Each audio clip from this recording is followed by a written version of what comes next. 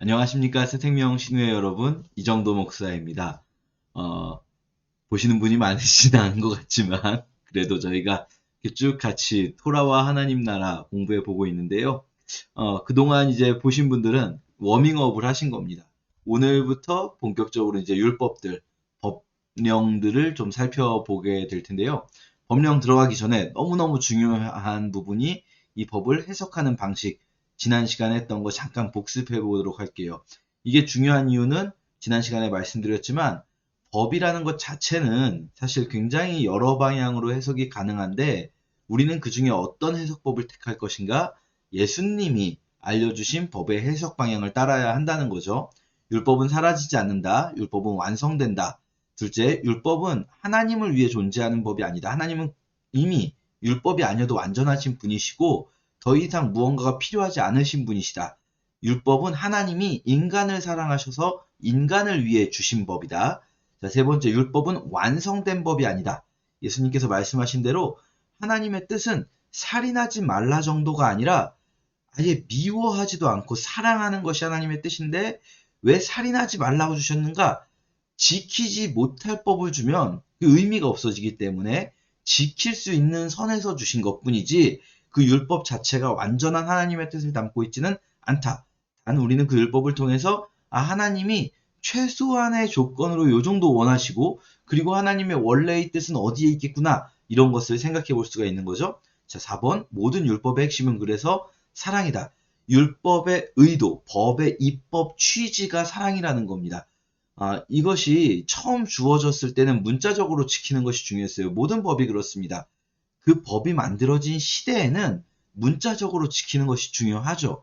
그러나 그 법이 만들어진 시대를 지나고 나면 그것을 문자적으로 지킨다는 것은 의미가 없어요. 왜냐하면 법이라는 것은 그 시대의 문화와 환경 속에서 주어진 것이기 때문입니다. 그러면 그 이후에 법은 어떤 의미가 있는가? 지금 우리가 지금의 시점 또는 예수님의 시점도 이미 율법으로부터 1000년 이상 지난 시점인데 예수님의 시점에서 이 1000년 전의 법을 어떻게 해석할 것인가? 바리새인들은 여전히 문자적으로 지켜야 된다라는 입장을 취했던 반면에 예수님께서는 이 법의 취지에 집중해야 한다라고 보신 거죠. 우리도 역시 마찬가지 입장에서 그러니까 법을 지금 우리가 지켜야 할 규범으로서의 법을 보기보다는 우리 사회를 구성하는 우리 사회가 함께 나아가야 할 방향성을 제시하는 역할로서의 법을 보게 되는 거죠. 실제로 어느 법이든 이 두 가지 역할을 다 합니다. 꼭 지켜야 할 규범으로서의 법만 있는 게 아니라 예를 들면 지난 시간에도 말씀드렸지만 대한민국 헌법은 꼭 그 헌법에 나온 헌법 전문 같은 경우도 그렇고 이게 지키라고 있는 것이라기보다는 다른 법들을 만들 때 이런 방향성을 가져야 한다라는 것을 제시해주는 역할을 한다 할 수 있거든요. 율법도 우리는 그런 관점에서 해석하는 것이다. 라고 먼저 보도록 하겠습니다. 그래서 오늘 저희가 이제 첫 번째로 다룰 주제는 아까 제가 제목 보여드렸다가 그냥 넘어갔는데 숭배인가 순종인가 하는 부분이에요. 하나님께서 창세기 1장에서 우리가 이제 계속 창세기 1장 이야기를 반복할 거예요. 왜냐면 창세기 1장, 2장은 처음에 하나님이 만드신 좋았더라 하셨던 세상의 모습이거든요. 말하자면 그게 하나님께서 만들고자 하시는 세상의 모습을 보여주는 거예요. 하나님은 이런 세상, 이것을 우리가 보통 뭐 하나님의 나라 혹은 하나님의 통치 이렇게 이야기할 수 있는데 하나님은 그런 세상을 원하신다는 거죠. 자, 그 창세기 1장에 나온 하나님이 원하시는 세상의 모습 중에 우리가 지금 우리 시점에서 봤을 때는 그냥 넘어갈 수 있는데 당시에 이 율법이 처음 주어졌었을 고대 히브리인들에게, 고대 이스라엘 사람들에게는 굉장히 독특한 지점이 있어요. 어, 고대 메소포타미아의 신화에서 신이 인간을 만들고 인간에게 요구한 게 뭘까요? 신이 인간을 만든 다음에 사실 고대 메소포타미아 신화뿐 아니라 대부분의 신화에서 마찬가지입니다. 신이 인간을 만든 다음에 신은 인간들에게 자신을 섬기라고 해요. 숭배하라라는 겁니다. 신전에 가져와서 신전에 제물을 바치라. 혹은 신전에 와서 뭐 노역을 해라. 뭐 이런 것들이죠. 왜겠습니까? 결국은 이 신화는 당시의 사회 구조를 떠받치는 어떤 그 사회의 위계 질서를 정당화해주는 어떤 기제가 되는 거거든요. 그러면 그 당시 사회에서 굉장히 중요한 거는 어떤 그 신정 정치죠. 말하자면 그 신들이 주어진 권위를 가진 자들에게, 신으로부터 부여받은 권위를 가진 자들에게 순종하고 그들을 떠받들어야 된다라는 거예요. 그러기 위해서 그 사회 전체가 함께하는 의식으로서, 종교 예식으로서의 숭배 행위는 굉장히 중요합니다.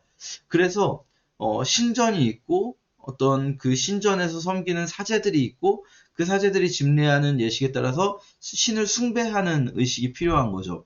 그게 말하자면 제사인 겁니다. 그런데 창세기 1장의 독특한 지점은 뭐냐면, 신이 세상을 만들고 창세기 1장뿐 아니라 창세기 전체에서도요, 하나님을 숭배하라는 명령이 없다는 겁니다. 여러분 기억나십니까? 두 가지 명령이 주어지죠. 땅을 정복하라, 경작하라, 그리고 생육하고 번성하라. 이 두 가지 명령이 주어져요. 그 외에 나를 숭배해라, 나에게 와서 제사해라, 이런 명령은 없습니다. 제사 명령이 성경에 없지 않아요. 나중에 출애굽기부터 제사 명령이 드러나는데요. 오늘부터 이제 그 제사 명령에 대해서 좀 볼 거예요. 먼저 이미 여러분이 예측하셨겠지만 이 성경에 나오는 제사 제도는요, 고대 근동의 제사 제도와 결정적인 차이가 있습니다. 고대 근동뿐 아니라 대부분의 종교에서 제사라는 건 뭐냐면 신을 숭배하는 행위예요. 그런데 성경에서 제사 제도는 신을 숭배하는 행위가 아니고 어떤 행위일까요? 죄를 용서받는 것을 보여주는, 죄 용서를 보여주는 의식이에요. 자, 제사제도와 관련해서 저희가 첫 번째로 살펴볼 제도는요, 출애굽기 20장입니다. 출애굽기 20장에 뭐가 나오는 부분일까요? 저희가 지난 시간에 말씀드렸는데, 출애굽기 19장에서 시내산에 이제 도착해서 19장에서 언약을 맺고요, 20장에서 율법이 주어지기 시작하는데, 첫 번째로 주어진 율법이 뭡니까? 10계명, 20장에 10계명이 주어집니다. 그런데 10계명과 함께 주어진 부속 규례가 이 20장 23절 이하라고 할 수 있어요. 이 부분은 뭐냐면 이제 10계명이 언약의 법이잖아요. 언약을 먼저 주셨고 그리고 언약식을 맺는데 그 언약의 내용으로서 율법이 주어진 건데, 자 그러면 이제 언약식을 맺을 때 어떤 게 필요하냐면 이제 뭔가 그 제단이 필요하겠죠. 하나님께 제사를 드리는 그 제사 의식을 통해서 하게 되는데, 자 근데 그 언약식을 하기 위해서 필요한 부속 규례예요. 10계명에 딸려 있는, 볼게요. 너희는 나를 비겨서 은으로 신상이나 금으로 신상을 만들지 말아라. 자 보세요. 이게 이제 10계명에 나온 우상 금지죠. 우상 금지인데 많은 분들이 우상 금지라고 할 때 오해하시는 게 있어요. 우상은 다른 신을 섬기는 것과는 다른 계명입니다. 나 외에 다른 신을 섬기지 말라는 계명하고 우상을 너희를 위하여 만들지 말라는 계명은 따로 있는 거예요. 그래서 성경에서 나온 첫 번째 우상이 뭘까요? 첫 번째 우상이 실제로 만들어진 게 금송아지죠. 아론이 만든 금송아지예요. 여러분 잘 생각해 보세요. 그 아론의 금송아지, 그거 다른 신 아니에요. 여호와 하나님이에요. 우리가 여호와 하나님, 우리를 이 애굽으로부터 이끌어내신 여호와 하나님을 섬기자 하면서 금송아지를 만든 거거든요. 하나님을 섬길 때 어떤 황금이나 은으로, 금이나 은으로 신상을 만든다는 거예요. 그거 하지 말라는 거예요. 자, 좀 더 나가볼게요. 왜 하지 말라고 할까? 두 번째는요, 하지 말라는 것. 너희를, 내게 토단을 쌓고 그 위에 너희 양과 소로 번제와 목제를 드리래요. 자, 여기서 주목하실 단어는요, 토단이에요. 토단. 토단 뭘까요? 흙으로 된 제단을 쌓으라는 거예요. 흙으로 된 제단. 자, 그러면 원래 제단은 보통 이 사람들이 생각할 때 뭘로 쌓을까요? 흙이 아니면 돌이죠. 돌. 그래서 아래 또 이제 붙습니다. 네가 나에게 돌로 제단을 쌓거든. 자, 돌로 단을 쌓는 게 보통 일반적인 생각인데 돌 말고 흙으로 쌓으시래요. 근데 만약에 조금 돌로 쌓고 싶으면 어떻게 해야 되는가? 다듬은 돌로 쌓지 말라. 네가 정으로 그것을 쪼면 부정하게 함이라. 자 보세요. 다듬은 돌, 정으로 쪼는 것, 이게 뭘까요? 만드는 거예요. 말하자면 돌을 깎아서 재단을 만들려면 여러분 깎아서 만들어야 되잖아요. 이게 재단을 만들면 이렇게 탕탕탕 쪄가지고 돌을 깎아서 만들어야 되는데 그렇게 만들지 말라는 거예요. 그렇게 쪼면 부정해진다. 그럼 어떻게 하라는 걸까요? 그냥 돌덩이 그대로 쓰라는 거예요. 그냥 있는 돌. 그냥 적당히 큰 돌 있으면 그 큰 돌 그대로 갖다가 쓰라는 거예요. 적당히 재단으로. 아니면 그냥 흙으로 만들든지. 자, 이거 왜 이런 명령을 주신 걸까요? 그 다음에 또 있습니다. 층계로 내 단에 오르지 말라고 해요. 층계로 내 단에 오르지 말라. 내 하체가 그 위에서 드러날까 함이라. 층계로 단에 오르지 말라? 이 무슨 말씀이실까? 자, 하나하나 생각해 보도록 할게요. 먼저 아래 층계로 단에 오르지 말라. 계단으로 단에 오르지 말라라는 명령, 바꿔 말하면 계단이 없어야 된다는 거예요. 그럼 단이 높아야 된다는 거예요? 낮아야 된다는 걸까요? 단이 높지 않아야 한다는 거예요. 자, 거꾸로 생각해 볼게요. 이런 명령을 주셨다는 거는요, 이 사람들이 이 명령이 없으면 이런 식으로 만들었을 거라는 거예요, 재단을. 돌로 높이 쌓고 계단으로 올라가야 될 정도의 높이를 만든다는 거죠. 왜냐하면 이 사람들이 지금까지 본 재단이라는 게 그런 거예요. 이 사람들이 이집트에 있을 때나 또는 이 사람들이 뭐 다른 어디에 있을 때 본 재단이라는 게 고대 근동사회의 재단이라는 게 이렇게 신전에 올라가려면 점점 높아지는 구조가 있어요. 왜냐? 이게 이 신전으로 올라갈 때 뭔가 그 고양되는 것을 이미지화 시킬 필요가 있잖아요. 높아지는, 상승되는 것. 이게 바벨론에 있는 거대한 이제 지구라트죠. 굉장히 높지 않습니까?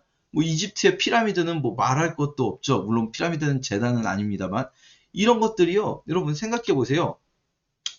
이게 여러분 이제 상상력을 동원해 보세요. 제사를 한다고 할 때, 여기에 이 바닥에 수많은 사람들이 있었을 거예요. 엄청 많은 사람들이 아래서 이렇게 위로 올려다보고 있고, 막 굉장히 그 막 드럼 소리, 막 이렇게 베이스 우퍼 울리듯이 막 드럼 소리 쿵쿵 치면 막 이렇게 막 울리고 막 그러면서 저 계단으로 사제가 아주 화려한 사제복을 입은 사제가 뭐 마치 뭐 있는 것처럼 천천히 걸어 올라가는 거예요. 싹 걸어 올라가는 거죠. 그 자체만으로도 얼마나 그 뭐랄까요 그 영적인 고향감 사실은 이게 영적인 거 아니고 이런 게 영적인 게 성경은 이런 걸 영적이라고 말하지 않아요. 근데 우리가 일반적으로 말하는 막 뭔가 막 고양되는 것 같은 막 높아지는 것 같은 그런 어떤 느낌적인 느낌. 실체는 없어요, 사실. 실체는 없고 느낌만 있는 느낌이죠. 느낌적인 느낌을 막 받으면서 사제가 저 위로 올라갈 때 얼마나 막 뭔가 막 있어 보이겠어요. 그쵸? 그런데 요런 식으로 만들지 말라는 거예요. 요런 식으로. 요런 식으로 만들지 말고 실제로 이제 물론 지금 만드는 성막은 지금 만드는 재단은 성막이 아니지만 나중에 성막을 주실 때도 보면 그냥 이렇게 만들라는 겁니다. 이렇게 만들어서 그냥 이렇게 그냥 계단 같은 거 없이 실제 이거 지금 이 그림은 좀 좋지 않은 그림인 것 같아요. 왜냐하면 실제로는 이 재단이 가슴 높이 정도 올라옵니다. 근데 지금 여기서는 머리보다 높은데 이렇게 하면 안 돼요. 잘못 만든 거예요. 지금 재단이 가슴 높이 정도 와야 돼요. 왜냐면 이 사람이 계단 위로 올라가면 안 되잖아요. 그럼 보여야지 이걸 뭘 하죠, 재단을. 재단이 머리보다 위에 있으면 보이지도 않는데 어떻게 해요? 여러분, 그 성막에 있는 재단은요, 조금 큰 여러분 고기 굽는 그릴 생각하시면 됩니다. 고기 굽는 불판. 어, 막 멋지게 만들어지 말라는 거예요. 물론 이건 나중에 만드는 성막이고 우리가 이제 성막은 실제로 이제 나중에 좀 더 성막을 주제로 더 다루게 될 거예요. 그런데 지금 이제 창세기 20장에선 성막이 없는 시절이기 때문에 그냥 제단을 만들 때 흙이나 돌로 만들려면 다듬은 돌로 하지 말라고 하셨어요. 자, 여러분 보세요. 이게 다듬은 돌이에요. 얼마나 있어 보이고 멋져 보여요. 이거는요, 뭘 위한 장치냐면 숭배를 위한 장치예요. 숭배하고 싶은 마음이 절로 들게 하는 거죠. 이런 데서 막 층계가 높고 막 진짜 막 돌이 멋있고 여기다가 꼭 필요한 게 뭐겠습니까? 여기에 더 멋져 보이는 신상이죠. 신상. 정말 뭔가 인간이 아닌 어떤 존재. 어, 황금으로 번쩍번쩍 빛나는 이게 여러분 낮에 말고 밤에 횃불에 비칠 때 그 황금이나 은이 그 보통 우리는 금 이렇게 쬐끄만 것만 보시는데 여러분 큰 사이즈로 된 금이 번쩍번쩍 빛나는 걸 상상을 해보세요. 막 불꽃 위에서. 그러면 거기에 진짜 신이 막 강림하는 것 같은 그런 느낌적인 느낌이 있다니까요. 다시 말씀드리지만 허상이에요. 느낌만 있어요. 실제는 아니고. 그냥 느낌만 들어요. 그럼 뭔가 진짜 신이 여기 오신 것 같은 느낌. 어, 그런 짓 하지 말라는 거예요. 그러니까 흙으로 쌓든지 돌 그냥 적당히 갖다 놓든지 신상 만들지 말고 이게 다 그거예요. 우리가 생각하는 어떤 그 숭배 의식에 필요한 재료들을 하지 말라는 거예요. 하나님과 언약을 맺는 제사는 그런 게 아니에요. 그러니까 이게 지금 어, 여러분 진짜 솔직하게 말씀드리면 우리네 교회들도 다 반성해야 돼요. 교회 건물 지을 때 여러분 막 그런 거 있잖아요. 교회 건물만 봐도 되게 은혜로운 건물만 봐도 막 뭔가 아 진짜 여기는 여기라면 정말 하나님을 만날 것 같은 그런 느낌적인 느낌이 드는 그런 교회들.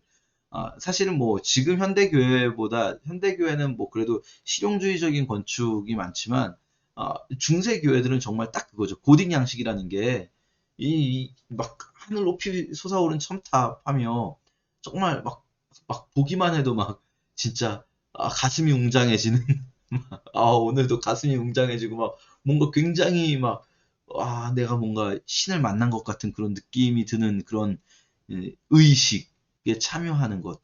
그게 숭배죠, 숭배. 우리의 예배는요, 여러분, 숭배가 아닙니다. 많은 분들이 오해하시는 게, 우리 예배를 어떤 하나님을 숭배하는 현장으로 착각하세요. 여러분, 우리의 예배는요, 말씀을 듣고, 말씀을 배우고, 그 말씀대로 살기 위해서 힘을 얻고, 그리고 공동체의 하나됨을 확인하는 자리예요. 공동체가 하나 되어서 그 말씀 속에서 하나님의 뜻을 찾고, 그리고 서로에게 힘을 주는 자리인 거죠.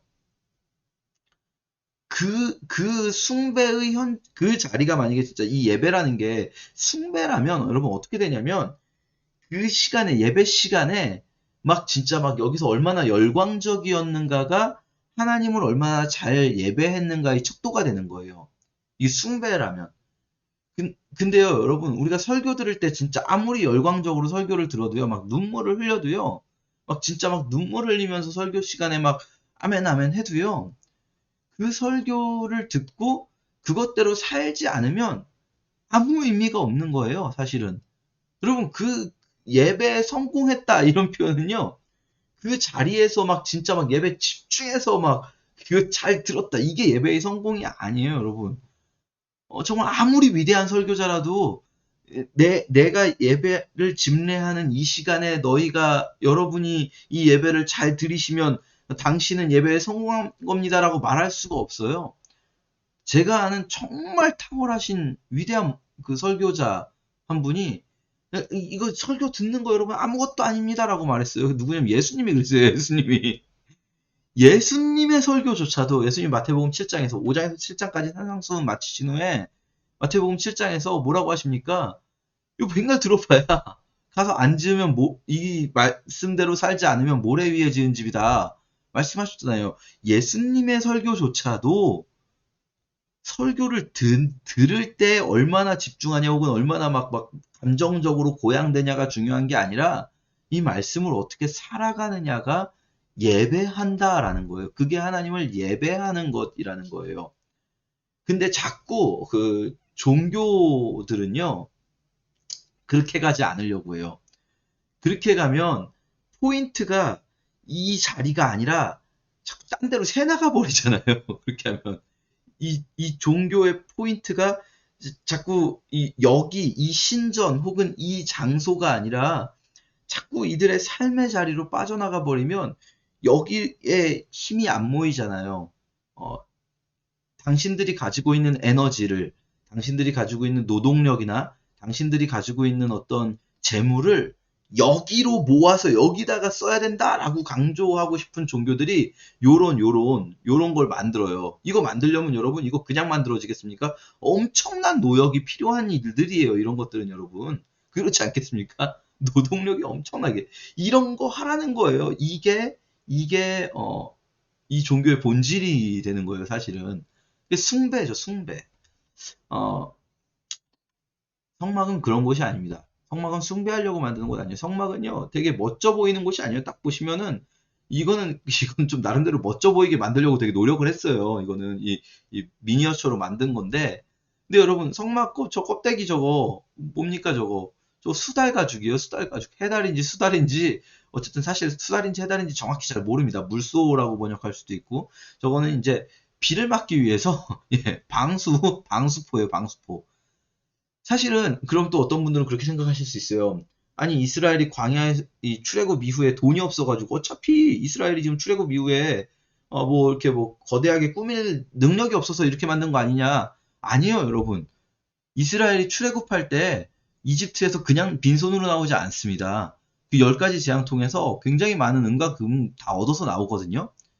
이 성막이요, 사실은 굉장히 많은 금덩어리들이 있어요. 금으로 된 게 많아요. 근데 그게 어딨냐면 다 이 안쪽에 들어가 있어요.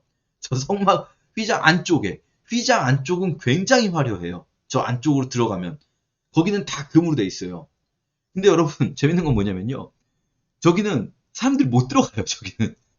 저기는 제사장만 들어가요. 그러니까 그 금으로 상징시키고 싶은 것들이 있는 거예요, 하나님이.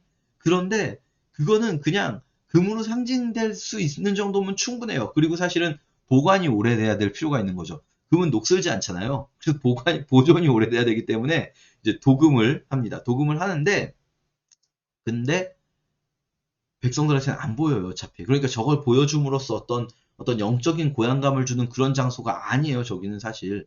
저기는요, 옆에 막 소하고 양들 있고요. 지금, 막, 어수선했을 거예요, 사실. 제사를 막 드리고 막 이러면 막 피 나고 막 옆에 정육점 느낌 나고. 이거 사실 제사할 때 냄새 뭐겠습니까? 고기 굽는 냄새 나고 약간 정육식당 느낌이에요, 사실은. 여러분 상상해보세요. 저기 정육식당 느낌이에요. 막 고기 굽는 냄새 막 나고. 막 화려하고 그런 종교 의식이 아닙니다.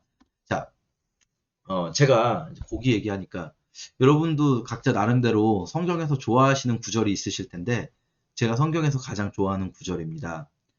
내 하나님 여호와께서 내게 허락하신 대로 지경을 넓히신 후에 네 마음에 고기를 먹고자 하여 이르기를 내가 고기 좀 먹어야겠다 하면 네가 마음에 좋아하는 대로 고기를 먹을 수 있다. 자, 이 말씀이 너무 재밌지 않습니까?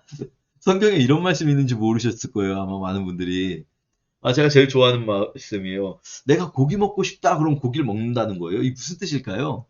여러분 이거를 문맥 없이 해석해버리면 이거 난리 납니다. 이거 말도 안 되는 구절이 돼버려요. 문맥 없이 해석하면 무슨 하나님이 복 주셔가지고 하나님 고기 먹고 싶어요 하면 고기를 주신다는 뜻인가?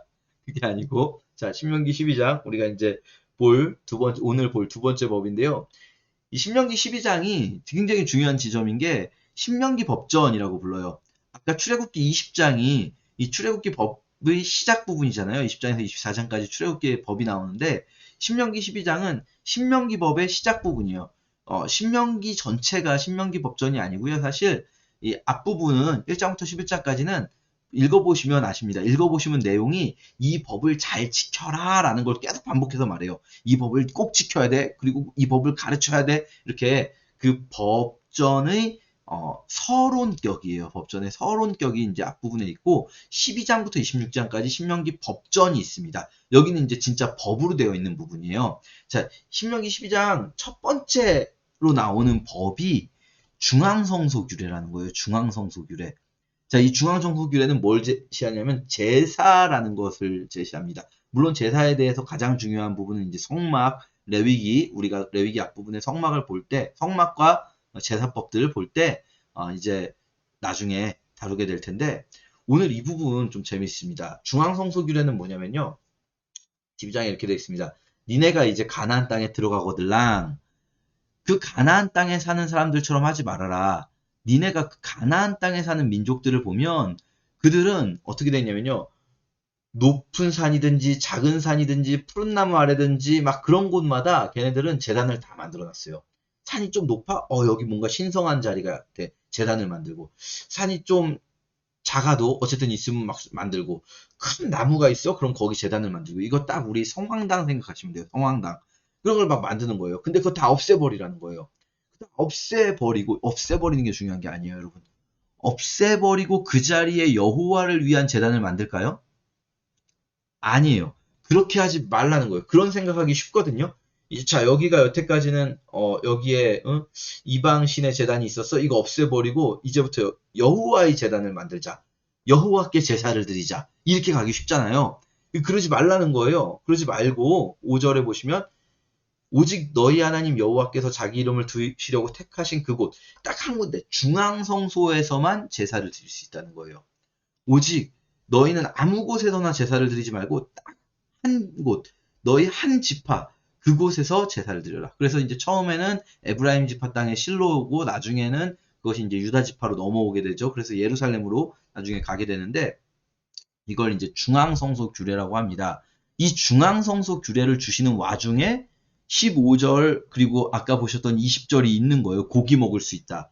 자, 이거 생각을 해볼게요. 이 중앙성소 규례를요, 많은 분들이 어떻게 해석을 하시는 분들이 있냐면, 이거 굉장한 오해인데, 이 중앙성소 규례는 나중에 이스라엘이 중앙 집권화될 때 중앙의 권력을 강화하기 위해서 중앙 집권화를 위해 중앙성소 규례를 만든 거다라고 이제 말씀하시는 분들이 있어요. 이거는요, 정말 조금만 생각해봐도 말이 안 되는 소리입니다. 이건 그냥 진짜 중앙이라는 글자만 따서 그냥 중앙성소, 중앙집권 연결시키자 이렇게 된 거예요. 바보 같은 역사를 전혀 생각을 안 하고 정치를 생각을 안 하고 그냥 하시는 말씀이신데 여러분 생각해 보세요.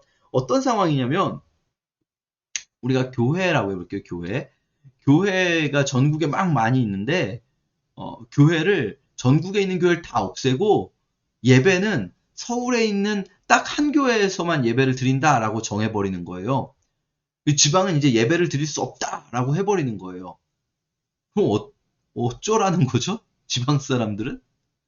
지방 사람들이 날마다 서울로 가야 됩니까? 그럴 수는 없잖아요. 뭐 더군다나 지금 뭐 차라도 KTX라도 타고 가지만 이 시대는 지방 사람들이 예루살렘에 날마다 어떻게 와요? 말도 안 되죠.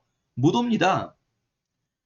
중앙 집권을 위해서였으면요, 여러분, 지방을 없애는 게 아니라 오히려 지방에다가 대리점을 자꾸 만들어야죠. 중앙 집권을 강화하는 게 목적이라면 지방재단을 없애는 게 아니라 지방재단을 만들어 놓되 지방재단에서 나오는 수익, 말하자면 지방재단의 헌물들을 중앙으로 모으는 거죠.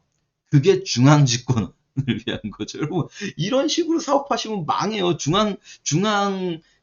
그 본사를 강화하겠다고 지방에 있는 대리점들이나 프랜차이즈 다 없애면 사업을 이게 하자는 겁니까? 말자는 겁니까? 근데 진짜 제가 답답한 건 굉장히 많은 신학자들이 이 중앙통수교례를 중앙집권화랑 연결을 시거든요.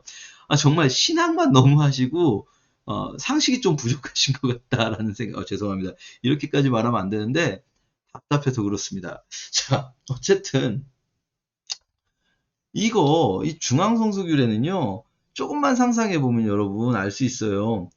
지금 만들고자 하는 종교는 이제부터 만들고자 하는 종교의 핵심은 제사가 아니라는 거예요.